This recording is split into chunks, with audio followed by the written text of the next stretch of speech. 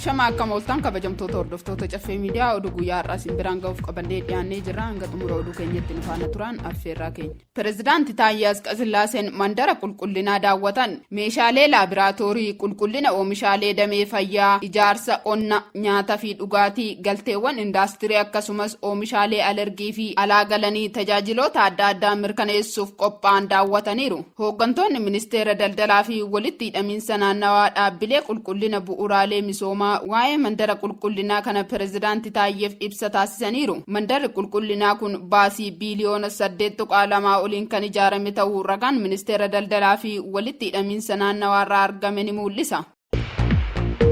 Qophiin marii daldala addunyaa Jeneevaatti gaggeeffame. Gareen hooggantoota olaanoo mootummaa Itoophiyaa qophii marii daldala addunyaa Jeneevaatti gaggeeffame kanarratti hirmaatanii jiru. Walga'ii hojii shanaffaa Itoophiyaatti gaggeeffamu milkeessuuf mariisistoota daldala Ameerikaa, Ingilizii, Kanaadaa, Niwuzilaandii fi Gamtaa Awurooppaa waliin marii bu'a qabeessi taasifamuun ibsameera. Mariin kunneen Itoophiyaa miseensa dhaabbata daldala addunyaa ta'uuf marii taasisaa jirtu saffisiisan kan eegamu ta'uu ragaan Komishinii Gumuruka Itoophiyaa irraa argame ni mul'isa.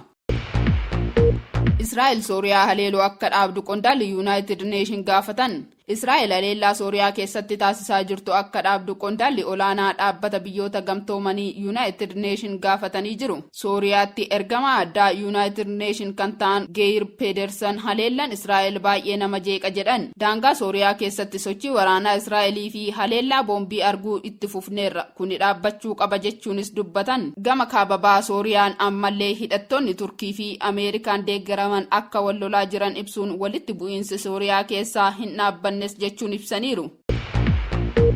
Ameerikaan qabeenya Raashiyaa dhaalamirraa Yuukireeniif doolaara biiliyoona 20 kennite. Deeggarsi diinagdee kun maallaqa waliigalaa biyyoonni 7 doolaara biiliyoona 50 Yuukireeniif kennuuf waxabajjii darbe waliigalan keessaati. Ministeerri maallaqaa Ameerikaa Jaanet Yeelen maddi deeggarsaa qabeenya dhaalame ta'uun uummata gibira kaffalurra Raashiyaan gatii waraana seeran alaa akka kaffaltu godha jedhan. Oduun kun Baayiden pireezidaantii haaraa filataman Doonaald Tiraamp bakka buufamuuf torbanootni yeroo hafutti dhaga'ame. Tiraamp akkuma waajjira seenaniin waraana Yuukireen akka dhaaban himaniiru. Tiraamp deeggarsi maallaqaa Yuukireeniif taasifamu qabeenya Ameerikaa duguuga jechuun bulchiinsa isaaniin deeggarsi itti fufuusaa shakkiirra buusaniiru. Ministeerri maallaqaa doolaara biiliyoona 20 ta'u gara baankii addunyaatti dabarsuu himeera. Haala kanaan Yuukireen achii baasuun fayyadamuu dandeessi. Maallaqni baankiin addunyaa qabatu faayidaa waraanaaf ooluu hin danda'u. Bulchiinsi Baayiden walakkaa maallaqa kanaa waraanaaf akka ta'u barbaadus koongiresiin raggaasuu akka qabu Rooyiters gabaaseera. Waraana Yuukireen deeggaruuf manni maree bakka bu'oota uummataa eebila darbe raggaasuun dura sababa wal dhabdee siyaasaan harkifannaan ture. Yeelen ibsa baasaniin doolaarri biiliyoonni 20 biyyattiif kennamuu jalqaba deeggarsa murteessaa ta'eeti. Kanaanis weerara irraa akka of ittisuufi jedhan.